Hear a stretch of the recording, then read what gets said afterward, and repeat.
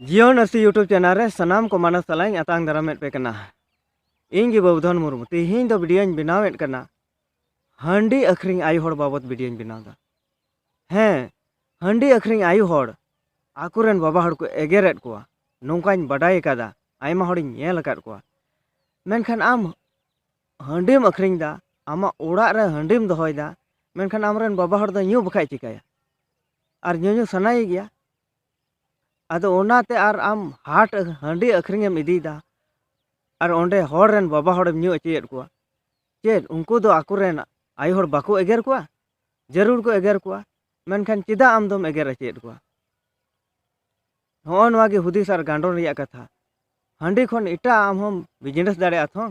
मेनखान चिदा इटा दो balm business दा हांडी गी चिदा आम कुसिया कना हांडी गी चिदा आम अखरिंग दा अनोते आमरेन बाबा होड़ दोम एगेर दिया नाना प्रकारम एगेर दिया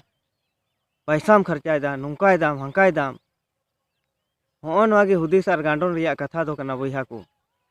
हांडी छाडा इटा हम बिजनेस दाड़िया मेनखान हांडी गी होड़ को बिजनेस दा आर नोंका लेकाते आबुरेन होड़ गे को ᱧᱩ बुल अचे कोआ आर आबुरेन होड़ को ᱧᱩ बुलुक कान खातिर ते आबुरेन होड़ लहा से बाको लहांती दाड़ी कना चेदा जे हटिया चला कना हटिया रे जागी पैसा सारेजो कान तया सौदा सारेज ओना पैसा हो हांडी ᱧᱩते चाबायेत कना अरे हांडी ᱧᱩते खर्चा गिडी काग कना